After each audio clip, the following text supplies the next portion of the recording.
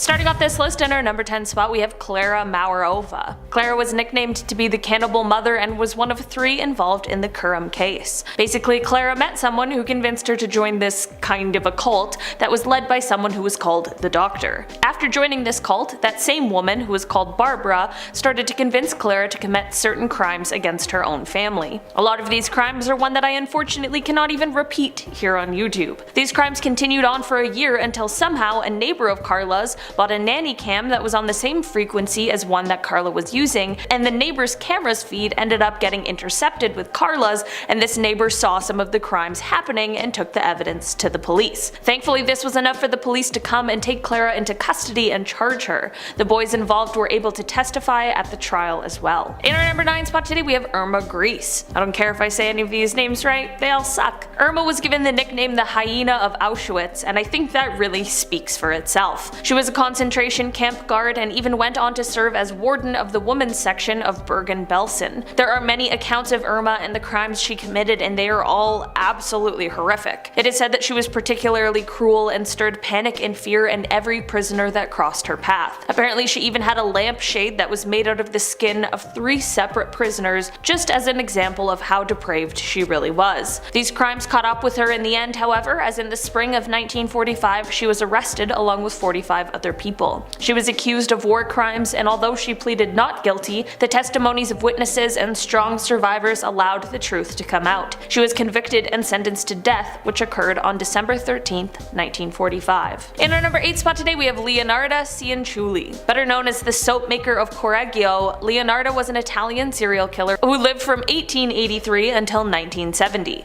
There are certainly people on this list who took more lives or did what could be considered more brutal things, but these crimes are absolutely chilling. Leonarda took the lives of 3 separate people and turned them into soap and tea cakes using caustic soda. Leonarda's son went to join the Italian army in preparation for World War II, and during this time she figured the only way to protect him was by doing human sacrifices. One of the worst parts of these crimes is that she fed these tea cakes she made to people who would come to visit, along with eating them herself and feeding them to her son. Authorities caught on to her crimes when one of her victims' family members began to get suspicious about the disappearance. In the end, Leonarda was arrested and charged and ended up being convicted to 30 years in prison and 3 years in a criminal asylum. In our number 7 spot today, we have Elizabeth Bathory. Elizabeth was a Hungarian noblewoman who lived from August of 1560 to August of 1614. While she was born into one of the oldest and most powerful families in Transylvania and was well educated and successful, she was also killing young women and bathing in their blood. Yeah, super weird and really not cool at all. Elizabeth has gone down as one of the most evil women in history because she was taking the lives of women who were her servants, and she was bathing in their blood because she believed it would keep her young. There's something that's telling me that this probably didn't work. I guess somebody should have told her about drinking water and leaving other people alone. It's way more efficient. Anyway, instead of being remembered as youthful and beautiful, Elizabeth is instead remembered as being a terrible evil person who took the lives of somewhere from 175 to 200 women, but some accounts swear the number might be as high as 600. In our number 6 spot today, we have Herta Oberhauser. Herta was a German physician and convicted war criminal who performed absolutely horrific medical atrocities on prisoners at the Ravensbrück women's concentration camp. She was known for being a part of medical experiments like treating purposely infected wounds with sulfenamide, as well as bone, muscle, and nerve regeneration and transplantation. Herta was the only female that was a defendant in the Nuremberg doctors' trial, and she was convicted for crimes against humanity, but was only sentenced to 20 years in prison. She was released early for good behavior somehow, and ended up becoming a family doctor again in West Germany. That was until a survivor recognized her. Herta then had her medical license revoked and was fined. She tried to appeal but was rejected and never practiced medicine ever again. In our number 5 spot today, we have MYRA HINDLEY. MYRA is a woman who was in a relationship with a man called Ian Brady. Together, this couple has been referred to as, quote, 2 sadistic killers of the utmost depravity, and individually, MYRA has been called the most evil woman in Britain. Between July of 1963 and October of 1965, these two together took the lives of 5 separate people. The pair were only charged for 3 killings, but both received life sentences under a whole life tariff. After being arrested, she of course tried to pin all of the crimes on Ian and make up excuses for the crimes, like saying that she was running a bath while one of them took place, so what was she supposed to do? do. Luckily, somehow the judge was able to see through this ironclad self-defense. She ended up making several appeals against her life sentence and claimed that she was a reformed woman, but for some reason no one believed that and she was never released. We have KARLA HOMOLKA. KARLA is one of the worst Canadians out there. KARLA, along with her partner Paul Bernardo, are often referred to as the Ken and Barbie killers, and while Paul started off his life of crime alone initially, he quickly brought KARLA into it as well as the crimes only progressed and got worse. After being found out, Paul was arrested and charged for his crimes prior to their relationship, and together the pair was charged with taking the lives of 3 separate people, one of them being KARLA's own sister. The investigation of the crimes was quite difficult and complicated, and unfortunately there was no choice but to offer KARLA a plea deal. If she fully cooperated with the investigation, she would receive only a 12-year sentence in return, and she accepted. Both Paul and KARLA were convicted in 2005, and while Paul still remains in prison, KARLA served her 12-year sentence and has since been released. She left Canada for a while, but unfortunately has since returned. In our number 3 spot today we have Isle Cook. Isle was a war criminal who oversaw concentration camps that were run by her husband Carl Otto Cook. She is well known due to her sadistic and brutal treatment of prisoners, and she became one of the first well-known people that committed these types of crimes to be tried by the US military. It is said that those being held at the camps with distinctive tattoos, Isle would take pieces of their skin as souvenirs. When being charged with her crimes, they included things like private enrichment, embezzlement, as well as taking the lives of some prisoners to prevent them from testifying. In the original trial, she was acquitted for lack of evidence, although her husband was sentenced to death by an SS court in Munich. After a few more trials, however, she ended up being sentenced to life in prison,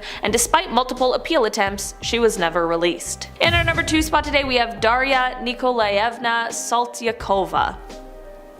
That's the best we're gonna get. Daria was a Russian noblewoman and a serial killer from Moscow. She became well known for killing many of her serfs, mostly women, which is kind of similar to Elizabeth, who we already talked about today. Because of her ties to the Russian royal court and other Russian nobility, complaints about the deaths at her estate were initially ignored and only resulted in punishments for those who did the complaining. Eventually, however, relatives of those who had been killed were able to bring a petition to Empress Catherine II, who then decided to try Daria publicly. Investigations took 6 long years, where the investigating official counted up to 138 suspicious deaths, basically all of which could likely be attributed to Daria. In the end, she was found guilty of 38 of these crimes, but the Empress wasn't quite sure what the punishment should be, as the death penalty had already been abolished in Russia. In the end, Daria was chained on a public platform and made to wear a sign around her neck that detailed the crimes she committed.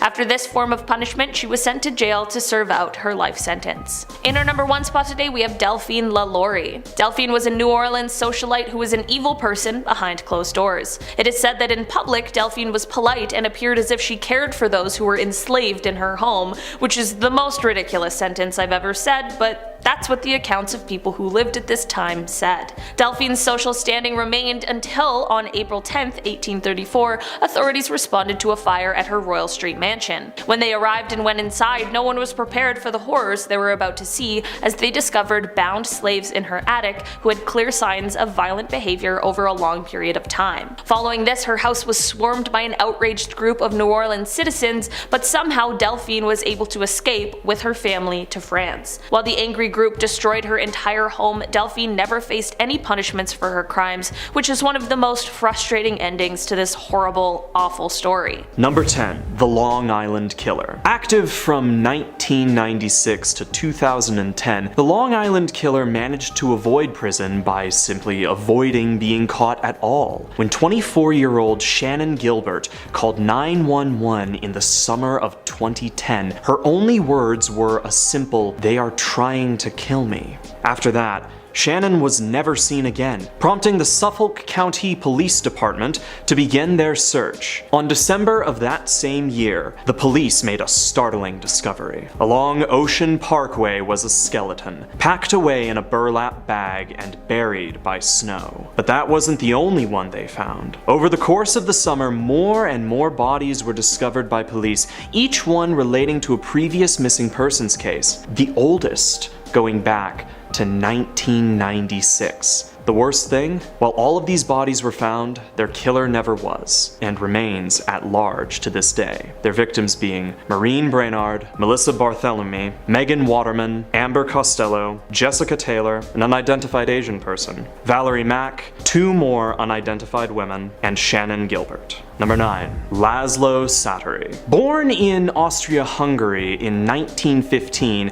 Laszlo Sátori was hired as a member of the Royal Hungarian Police in 1944. From there, he organized the deportation of over 15,000 Jewish people to But when the war ended, he was tried for his crimes and sentenced to death. However, in 1949, Sátori made his escape to Canada, becoming a citizen 6 years later. He remained in the country for the next 40 years, but when it was discovered that he'd falsified his citizenship documents, Sátori was deported back to Hungary. He lived there for another 10 years, until reporters from the British publication The Sun revealed his address in July 2012. From there, a whirlwind of charges were pressed against him, the Justice Minister of Slovakia having readied a case. It was all for naught, however, as on August of 2013, Laszlo Sátori passed away from pneumonia, the 98-year-old war criminal having lived for nearly a century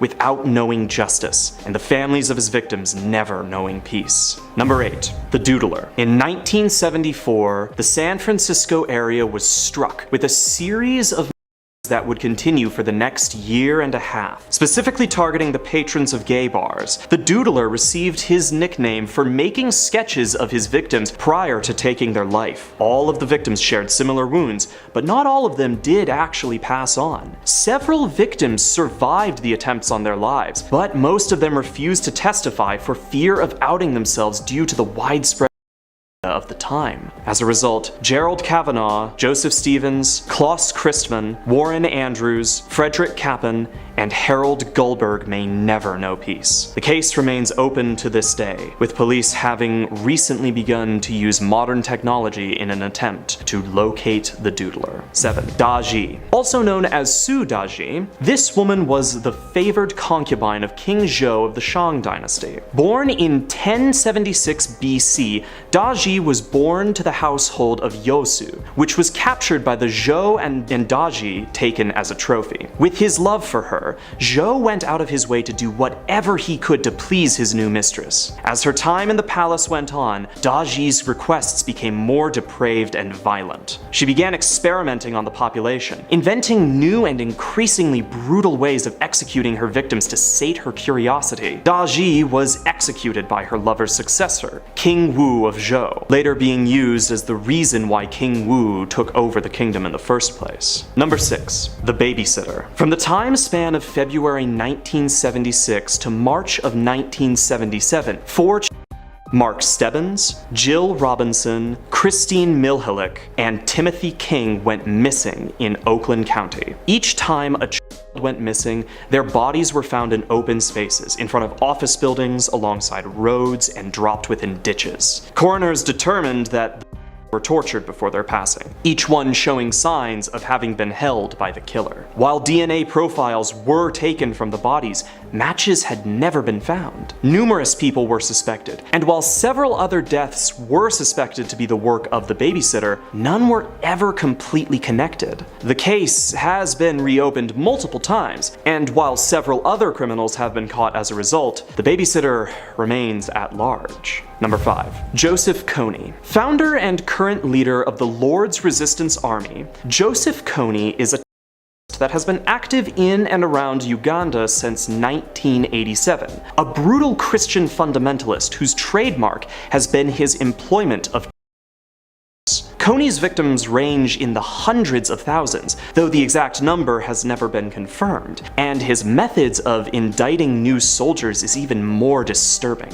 A number of movements have been started with the end goal of capturing Joseph Kony, including Kony 2012, a massive online activist movement led by filmmaker Jason Russell. The United Nations and Ugandan government have also tried numerous operations to take down Kony. None have proven successful. However, according to recent reports, his forces have dwindled down from thousands to mere hundreds. And while he hasn't been captured yet, experts presume that it could happen any day. Number 4. Suharto. On the 1st of October, an organization of Indonesian revolutionaries assassinated 8 generals in an attempted coup d'etat. The Indonesian government's response to this was to immediately blame the Communist Party of Indonesia, better known as PKI. The leader of this movement was Suharto, who proceeded to kill anyone with even a passing association with PKI. These killings were supported by a number of Western powers, including the US. Starting in Jakarta, this purge swept across the country,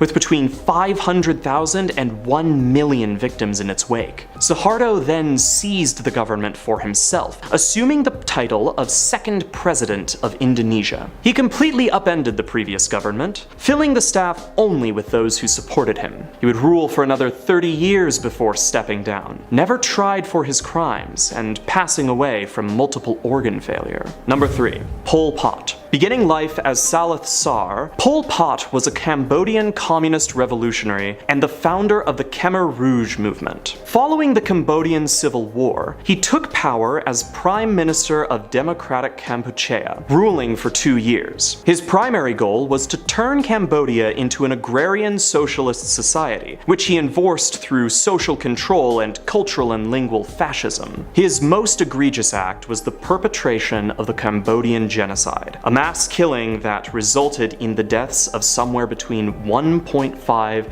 to 2 million civilians. He accomplished this through forced labor camps, where those seen as people against the state were sentenced to brutal work. They were also known as the killing fields, and when the Vietnamese army invaded, their soldiers found mass graves. In 1998, Pol Pot was captured, sentenced to life imprisonment, and placed under house arrest. While he officially died of heart failure, an American journalist present claimed that he had taken his own life when threatened with being tried by the US. Number 2. Jack the Ripper. This list wouldn't be complete without the famed Ripper. Active from 1888 to 1891, Jack the Ripper was responsible for the passing of a number of women in the Whitechapel area of London. The actual body count is strongly debated, as the original 7 victims were part of the Whitechapel killings, but whether or not the Ripper was responsible for those is unknown. 5 victims have been confirmed to have been his work: Marianne Nichols, Annie Chapman, Elizabeth Stride, Catherine Edders, and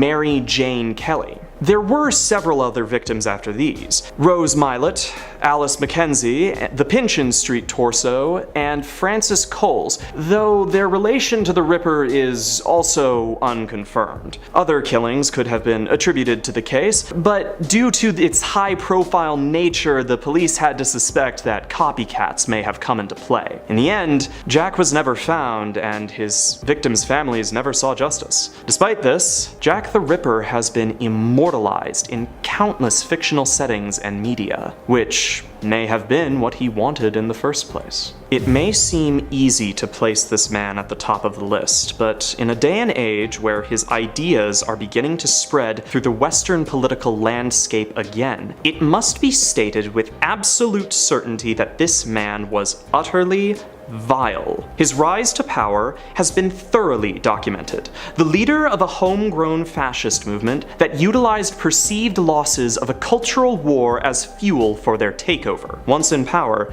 he led numerous movements poised at dividing and separating the populace through a regime of hate and misinformation. Appealing to his followers, this man thrived through fanaticism. This man forced his way into office through bullying, threats, and intimidation of both himself and his party members. This man has never gone to prison. Who is he? You already know. Number 10. Sun Myung Moon. Getting to the crazes here, and this one's a doozy. Sun Myung Moon was originally born in North Korea, and he escaped to South Korea during the Korean War. A devout Christian, Moon would establish the Unification Church in Seoul, and this is where it gets a little messy. To start, Moon claims that Jesus came to him when he was 15 and commanded that he become a parent of all humanity. From there, he'd move to the US, further increasing his influence and embroilment in politics as he publicly ordered members to support Nixon during Watergate. This move gave the church national attention, and he would use this to continue to push his message that he was the second coming of Christ. Not to mention that he was also extremely open in his and encouraged acts of violence to be committed against anyone who was LGBTQ. Moon was also convicted of tax fraud in the 80s, and so overall the Unification Church is just a very contentious organization. Number 9. Pat Robertson.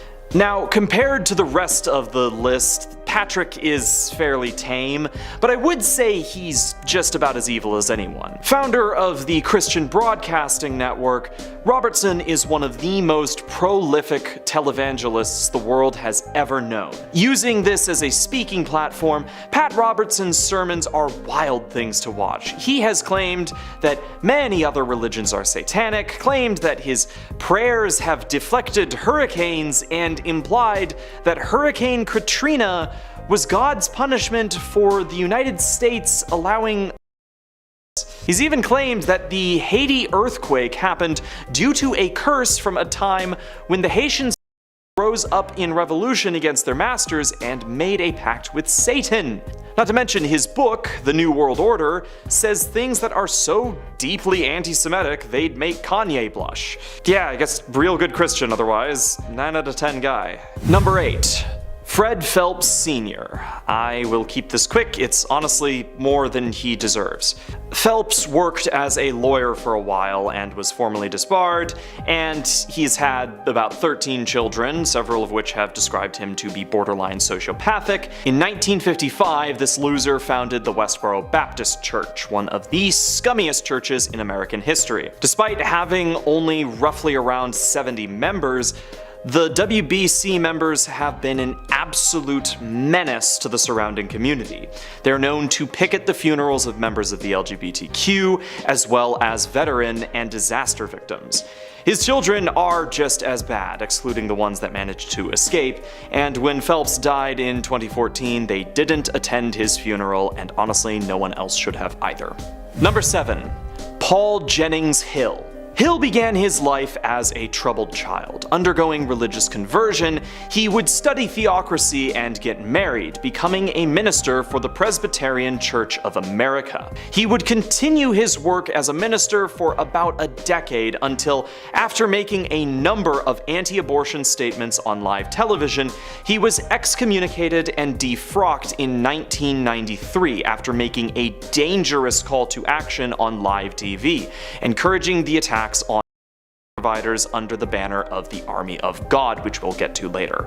Hill attacked an in Florida, taking the lives of John Britton and James Herman Barrett, as well as wounding June Barrett. He was arrested and represented himself in court, claiming that his actions were made defensively, and he was executed in 2003. Number 6. Michael Bray.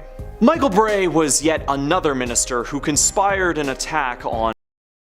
Originally working as a midshipman, he is suspected of founding the Army of God and authoring a number of their books, which contained details for means by which members could carry out their attacks. Despite his arrest in 1985 for the possession of unregistered explosive devices, Bray would only serve 4 years in prison, and his organization would come under investigation from the FBI. Bray has become a figure who continues to publicly support attacks on. Number 5. St. Augustine of Hippo. I would like to blame this guy for the last 2 entries on this list.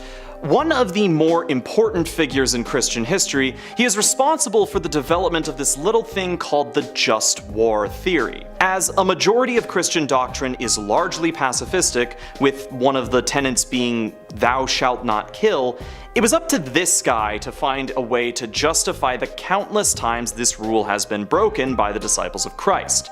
So I'm just gonna quote him here. This was his answer. "They who have waged war in obedience to the divine command have represented in their persons the public justice or the wisdom of government, and in this capacity have put to death wicked men. Such persons have by no means violated the commandment, 'Thou shalt not kill.'" I understand that Augustine may have had his reasons and that he had no idea that people would use his words this way, but nevertheless, he is responsible for basically every single religiously motivated attack by Christians since he stated it. So, screw him. Number 4. David Parker Ray. Not much to say about this guy, and by not much, I mean there's not much I want to or can even say on YouTube. A prolific killer, David Parker Ray is confirmed to have taken the lives of 14 people, though it's suspected that he may have taken 60. Convicted for kidnapping and torture, though strangely not actually killing anyone, Ray was given a sentence of 224 years. Interestingly, after Ray was caught, he supposedly became a born-again Christian, a process which saw him effectively claim to have seen Jesus. As he would die of a heart attack several years later, that did turn out to be true in the end. Number 3. David Koresh. Starting as a born-again member after being convicted of assault, Koresh would join the Davidian Seventh-day Adventist Church, a sect which is fairly well known for its extremism. Koresh would then move to Waco, where he joined the Branch Davidians. He claimed to have been given the gift of prophecy by God, slowly gathering followers, a number of which he would have become members of his harem. Cult politics led to his brief excommunication, but he ultimately returned to power after the death of their leader.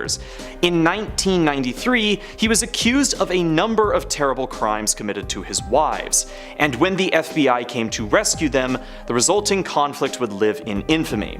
The Waco siege lasted for 2 months, with Koresh being executed and the center being burned to the ground, all of the Branch Davidians trapped inside. Number 2. Marshall Herff Applewhite Jr. Okay, here we go. So you may not know exactly who this guy is, but you have definitely heard of his organization, Heaven's Gate. Born the son of a pastor, Applewhite had a background in theater, working as a teacher for the University of Alabama before he was fired for starting a relationship with one of his male students. Divorced by his wife, Applewhite struggled with his sexuality and eventually met with Bonnie Nettles. The two became close friends, eschewing their family and beginning to proselytize a mixture of Christianity and Scientology. Slowly beginning to found their cult, they believed that aliens and angels were one and the same, and they began to grow a following and funds. Nettles would pass at this point, and Applewhite would begin to implement a strict hierarchy within his cult, making a statement about how they would ascend with the aliens or angels to the next level. This all came to a head in 1996 with the approach of the comet Hale-Bopp. Believing this to be an approaching alien ship, in 1997 Applewhite ordered his remaining members to take their lives. Their bodies were found, all wearing the same clothes, all passing the exact same way, with Applewhite being the last to go. Number 1. Jim Jones. We've all probably heard this one, but I'll give you a quick rundown. Jim Jones was a religious leader who founded the People's Temple, a communist sect of the Christian Church. Prophesied to be a great leader at some event somewhere, Jones would begin to cultivate a following, displaying supposed supernatural powers and abilities which were supposedly manifestations of his holiness. He would claim to be the prophet Elijah returned, and was praised for his progressive thinking, winning a Martin Luther King Jr. award for his humanitarianism in 1977. Despite his claims of prophetism and strange behavior, he was generally well liked.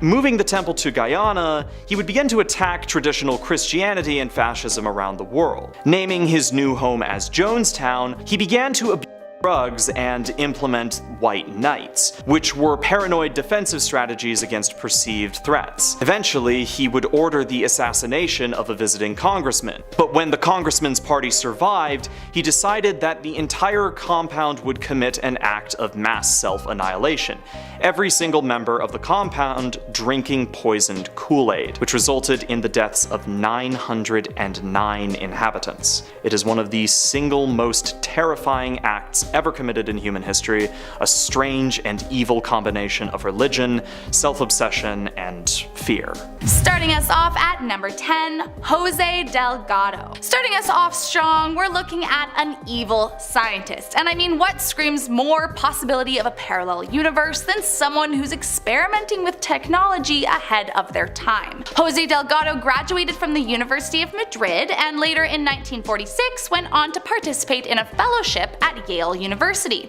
But Delgado was known for having an interest in a very peculiar line of research that left many of his peers uneasy: mind control. During his research, he was known to insert electrode implants into the brains of monkeys and then using radio frequencies would force the primates to complete complicated movements.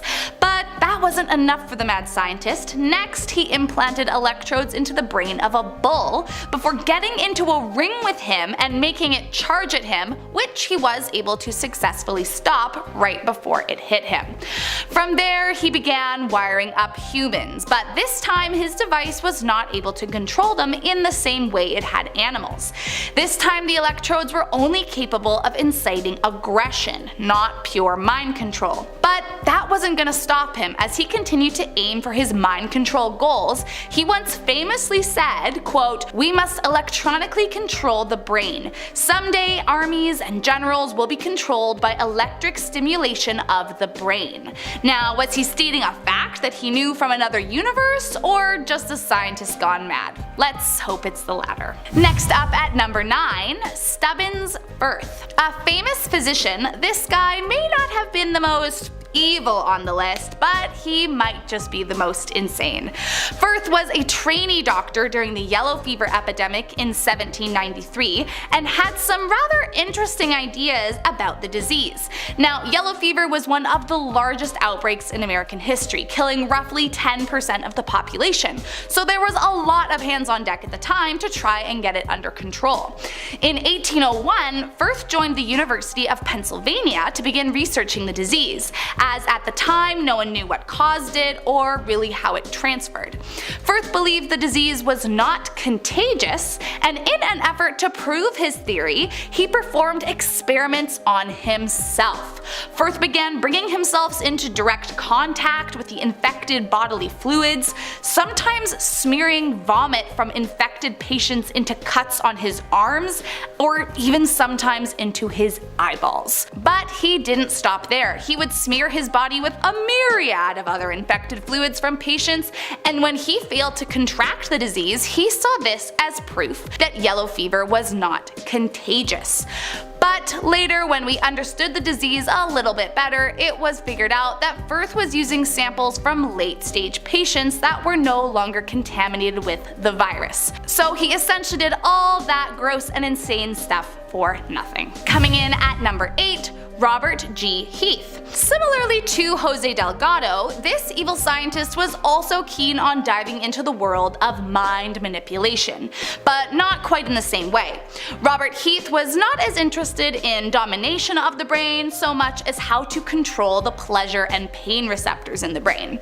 While working at Tulane University, Heath discovered that by wiring up people's brains to electrodes, he was able to administer shocks that could either give them bursts of pleasure or pain depending on where he focused the shock. He went so far as inserting a narrow tube into the brain so that he could administer a chemical called acetylcholine, which resulted in virtual ecstasy and induced some rather pleasing events for those who received the shot.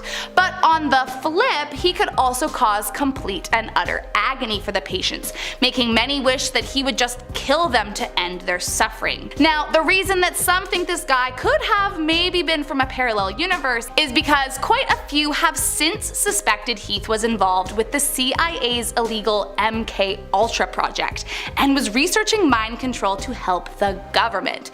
And who better to help than someone from another dimension? Which, I mean, is it a conspiracy? Absolutely, but that doesn't mean it couldn't be possible. Coming in at number 7, Chris Watts. In 2018, Chris Watts came under a notorious spotlight for having convicted familicide, which is the killing of his entire family. Despite what seemed like a happy 6 years prior, one day Shannon, his wife, returned home from a business trip and everything was different. The couple got in a fight where Chris confessed he had a mistress and wanted to leave Shannon and get a divorce. Allegedly, Shannon threatened him, saying that if he did that, he would never see his family again. Chris then strangled his pregnant wife before loading her body along with the rest of their family into the car and driving it out into the woods to kill the last 2 members. Initially, Chris denied knowing the whereabouts of his wife, but just 2 days later confessed to the crimes. It came so out of left field that it almost seemed like a completely different person did the crimes. But no matter what you believe, at least the monster is behind bars for life. Coming in at number 6, Ilya Ivanov. Once again, another mad scientist on this list. Ilya Ivanov was a Soviet biologist who is famous for their studies on artificial insemination. But they also might be one of the most insane people I've ever read about. Now, to give you a bit of context, back in 1929, after years of campaigning, Ivanov was granted permission from the Bolshevik government to go ahead with his research. And what was that, you might be wondering? Well, Ivanov was trying to create a human-ape hybrid. Yes, you heard me right.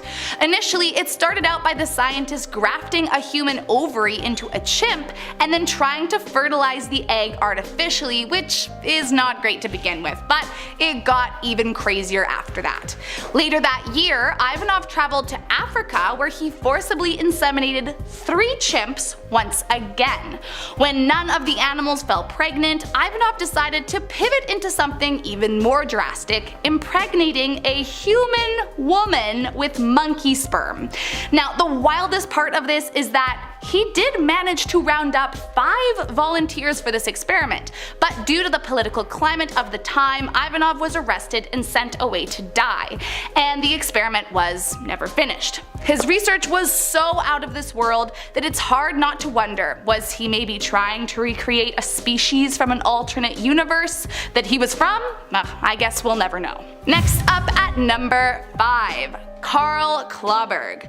There were many evil scientists involved in World War II, and Karl KLAUBERG was among some of the most disgusting.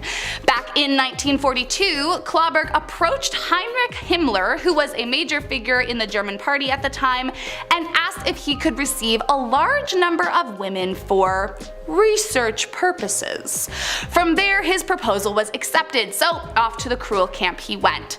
Once he was there, the so-called research began, and I mean truthfully, it was human torture under the guise of research. I'm sure you're wondering, just what was KLAUBERG experimenting? Well, he wanted to figure out how to sterilize women in the most cost-efficient way, so he would inject formaldehyde directly into their stomachs without any painkillers. He experimented on thousands of prisoners, but only 700 survived, although all were left sterile. Another thing he would do was inseminate the surviving prisoners and then torment them by lying and saying he injected them with animal sperm to try and create a monster. Now, I don't know what it is about evil scientists and trying to make people birth non-human beings, but I can only assume that in some other version of reality, it has happened. Next up at number 4, Dr. Kurt Blohm. This man was also a member of the evil scientists during World War II, and just like the rest of them, performed indescribable acts on the prisoners. His main choice of torture was purposefully infecting the prisoners with cancer and typhus, but not because they were looking on how to cure it. No, they were literally looking on how to best cause it. The reason being that Blohm was in charge of all biological warfare in the SS, and so his experiments aimed to find the best way to use these diseases against their enemies, debilitating them. Once he even proposed dropping infected mosquitoes into targeted populations to try and infect them with malaria. But what is truly mind-blowing about the whole situation is that despite being arrested and put on the doctor's trial in 1947, and admitting to what he had done, the US intervened in his prosecution for wartime atrocities and got him off the hook. From there, the US Army Chemical Corps hired him to work on biological warfare projects in their country that remain classified to this day. And I mean, that's just a little bit too suspicious, don't you think? Coming in at number 3, Jack Parsons. Okay, so you may have noticed a running theme here. There's a lot of evil scientists on this list, and I am not stopping that trend just yet. Although for Jack Parsons, he started to get a little weird later in life. Once a well-respected scientist and graduate of the California Institute of Technology, in 1939, Parsons did a 180 and converted to Thelema, which is a sort of philosophy religion movement that was developed by the famous occultist Aleister Crowley. So after joining Thelema, Parsons became a different person, frequently spotted dancing nude around a fire as part of a pagan ritual, among other previously uncharacteristic habits. Later, Parsons made friends with the Scientology founder, and the pair would often attempt to raise the mother of the Antichrist and summon spirits. Their methods to make that happen? Well, apparently Parsons would, well, let's just say, enjoy himself while Hubbard took notes, or Parsons and his mistress would go to the bedroom while Hubbard recited scripture. Some think the swift change in Parsons' entire personality could have been some kind of alternate version of him from another reality coming into this dimension, but as he's no longer alive, I guess we will never know for sure. Coming in at number 2, Warren Jeffs. If you are a true crime documentary lover like me, then I am sure this is not the first time you've heard the name Warren Jeffs. Although now he's in prison serving a life sentence for his crimes, those that are still in the FLDS continue to consider Jeffs as the leader and prophet and believe he's been wrongly convicted. For those that haven't seen the doc, let me give you a little bit of context. The FLDS stands for Fundamentalist Church of Jesus Christ of Latter-day Saints. It's an extreme denomination of the Mormon Church that relies heavily on polygamy. Their belief is that in order to get into the highest rank of heaven, you must have at least 3 wives. But realistically, the more you have, the better in their eyes. Now, there is a lot to unpack with this entire denomination. Honestly, I could probably write a whole video on it alone. But essentially, what you need to know is that under Warren Jeffs' leadership, it came under fire as a hate group and a funnel for underage marriages. Prior to his arrest, it's believed Warren had 87 wives, many of which were not of legal age to marry, and he was not the only one in the FLDS to be in a similar situation. Using the excuse that God would come to him and tell him who was the next girl to be married off, he routinely placed very young girls with very old men and convinced his community that it was what God wanted. Warren Jeffs is truly a sick and evil man, and I am so glad they've got him locked up for life. And last up in our number 1 spot, Joseph Fritzl. Now, this might be one of the most heartbreaking cases I've ever read about. Born in 1935 in Austria, at 21, Joseph Fritzl married a girl named Rosemary, and the pair had 7 kids together. Now, he was a very man to everyone in his family, but especially Elizabeth. But the peak of his cruelty began when Elizabeth was 18. He lured her into the basement where he trapped her for the next 24 years of her life. In those 24 years, he assaulted her constantly, and during her imprisonment, she gave birth to 7 people.